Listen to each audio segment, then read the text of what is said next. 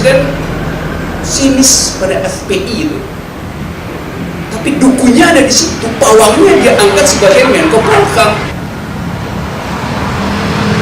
Jadi waktu Wiranto diangkat sebagai Menko Polhukam,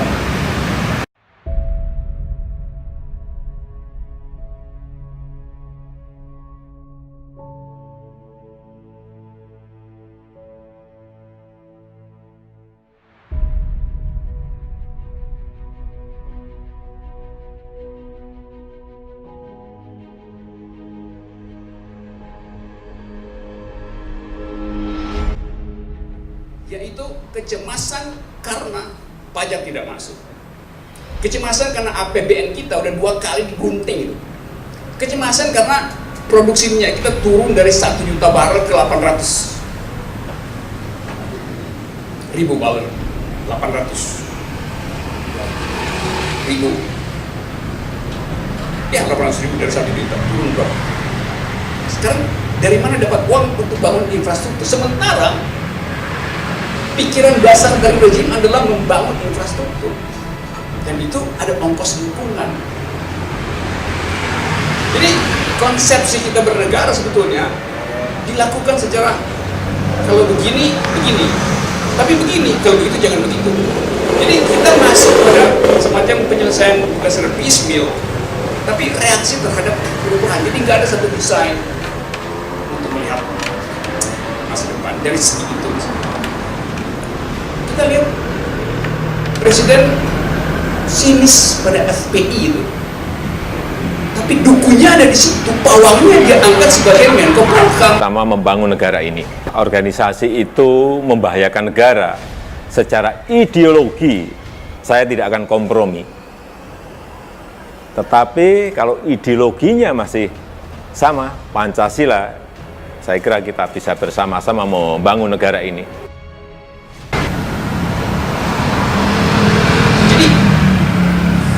Waktu Wiranto diangkat sebagai Menko Polhukam, itu tindakan yang kurang ajar dari Presiden. Dia menghina memori kita tentang demokrasi. Tapi tak satu pun dari dalam mengatakan protes, saya mundur karena saya adalah human rights defender. Gak ada tuh. Jadi apa ongkosnya hari ini? Ongkosnya hari ini adalah negeri ini mengalami segregasi, bukan sekedar segregasi fisik, demografi, tapi segregasi mental, segregasi ideologi. Dan hari ini betul hidup dalam keterpecahan itu, dan kita nggak tahu bagaimana. Kita mesti cari semacam katalisator baru untuk bikin dia kembali jadi kompor. Karena tidak ada oposisi, maka betul tadi yang diterangkan tadi oleh Radal, kita nggak tahu suhu dari demokrasi akhirnya. Karena demokrasi hanya dihitung suhunya bila ada oposisi. Ada kertas litmus untuk mengukur pH demokrasi kita, basah apa asam sekarang. Karena nggak ada oposisi, karena semua diambil, diserap ke dalam rezim, dan bangga kalau masuk ikut di dalam black hole rezim itu. Nah, itu saya kira pentingnya kenapa kita ada di sini, untuk menilai ulang bahwa harus ada yang tetap mengatakan Anda telanjang raja. Semua nggak mau mengatakan bahwa ini raja telanjang. Januari, Februari kesulitan ekonomi, maka terjadilah yang tidak kita inginkan seharusnya, yaitu akumulasi dari segregasi, kemarahan yang ada di Monas itu bukan, bagi saya, kalau saya lihat secara struktural, itu nggak ada urusan dengan ras, itu urusan dengan kelas. Soalnya lah disparitas ekonomi. Dan benar tadi yang dikatakan Radar bahwa ya ekspresi itu mesti dibaca juga sebagai protes terhadap ketidakadilan, lepas dari risik atau siapa yang ada di situ. Tapi bagian ini harus kita ucapkan juga bahwa ada soal kelas di situ, bukan sekedar soal ras atau soal sara secara umum. Kita masuk dalam jebakan itu hari ini, termasuk tadi yang dikatakan oleh Bu Didi akhir tadi. juga akhirnya ikut di dalam grammar yang sama. Padahal Ahok itu enggak di yang siapa yang menuduh Ahok menista agama? Yang menuduh dia adalah PNPS dan KUHP. Jadi yang mesti dibatalkan adalah dalil PNPS dan KUHP. Begitu masuk di pengadilan, segala macam doa atau tangisan gak ada gunanya sebagai dalil pembuktian. Tapi kenapa nggak ada kecerdasan untuk mengatakan bahwa harus ada semacam novelty di dalam legal reasoning. Jadi pengacara di situ mesti berpikir lebih cepat dibandingkan dengan cara berpikir jaksa maupun hakim. Kita nggak dengar satu pengacara di ruang sidang Ahok mengutip peristiwa yang barusan terjadi 2 hari sebelum Ahok disidang, yaitu jatuhnya pengadilan terhadap Geert Wilders yang adalah penghina Islam nomor 1. 27 jam sehari dia menghina Islam di Belanda. Di Belanda biasa aja ya orang memaki-maki. Tetapi hakim bilang saya mau hukum dia. Karena apa? Sebagai seorang, dia lagi run buat jadi Perdana Menteri. Kalau Anda tokoh politik, Anda tidak boleh menimbulkan keresahan. Akibatnya, Wilders dihukum oleh hakim Belanda. Tapi dia tidak dipenjara.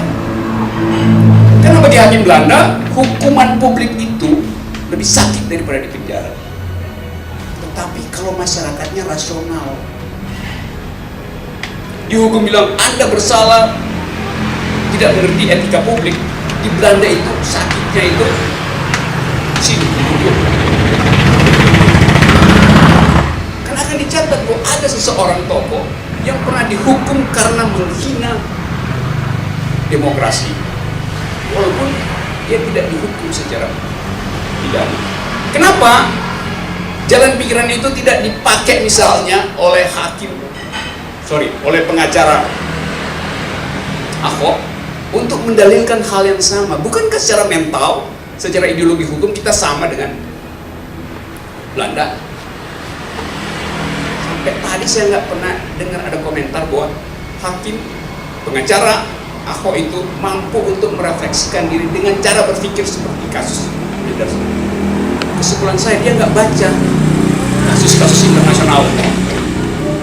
Jadi kedunguan pengacara bertemulah dengan kecengengan seorang tokoh. Akibatnya dibully aja setiap hari. Ya betul, saya kirim notes pada Ahok. Gua mau jadi saksi ahli lu dalam soal legal reasoning. Ya kasih poin berapa. Tentu ini yang maki-maki saya nggak ngerti bahwa saya berteman baik dengan Ahok itu. Karena satu waktu ada orang bilang, Anda kan nggak kenal Ahok. Saya bilang iya, emang saya cuma pernah lihat dia di mall gitu. Padahal Ahok saya yang bawa dari Belitung masuk ke Partai Indonesia Baru dan belajar politik di situ. Soal itu nggak penting buat publik. Karena publik sudah dirasuki oleh semacam kegairahan bahwa ini ada tokoh yang nggak mungkin digantikan. Jadi publik kita sebetulnya nggak lagi berpikir, tapi berdoa tiap hari. Padahal demokrasi itu nggak ada urusan dengan doa.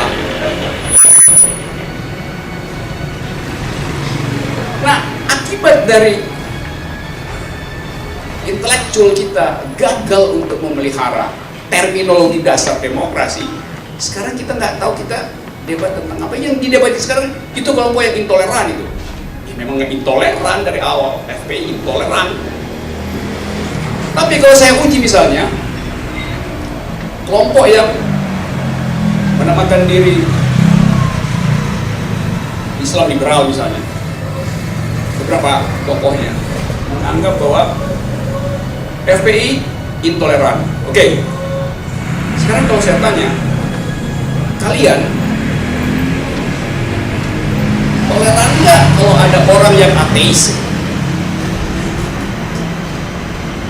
Dua-duanya akan menjawab diplomatis, tapi kita tahu bahwa mereka belum siap menerima seorang ateis. Dengan kata lain, FPI dan penyerangnya dua-duanya sama, mentalnya sama, intoleran. Karena bagi dia toleran itu artinya Kristen toleran pada Islam, Islam toleran pada Hindu, Hindu toleran pada Buddha dan seterusnya. Jadi toleransi itu jadi kartel mereka yang ingin masuk surga. Oligarki inilah yang sebetulnya nggak ngerti tentang demokrasi. Dia tuduh intoleran, dia sendiri intoleran terhadap orang yang tidak beragama. Padahal konstitusi kita nggak mengatakan warga negara wajib beragama. Agama di dalam konstitusi kita adalah hak. Artinya boleh dipakai, boleh tidak. Kita uji lagi. Toleransi itu bukan sekedar antar agama loh, tapi antar gender. Kalau Anda anti LGBT, Anda sama dengan FPI, intoleran. Jadi parameter-parameter kita dalam demokrasi yang begitu luas disempitkan hanya soal agama. Itu yang menyebabkan kita sekarang berkompetisi untuk masuk surga. Jadi kita dijebakkan ke dalam satu suasana yang nggak pernah ada dulu, yaitu munculnya cara berpikir yang sempit. Yang mau disalahin siapa? Kita bisa bilang itu warisan Soeharto boleh, tetapi kalau terus kita bilang itu warisan Soeharto, maka itu adalah warisan Sriwijaya, itu adalah warisan Majapahit, itu adalah warisan Mataram. Gitu. Orang nggak mau ambil tanggung jawab mengatakan bahwa rejim gagal untuk beternak ide demokrasi, bahkan beternak demokrasi.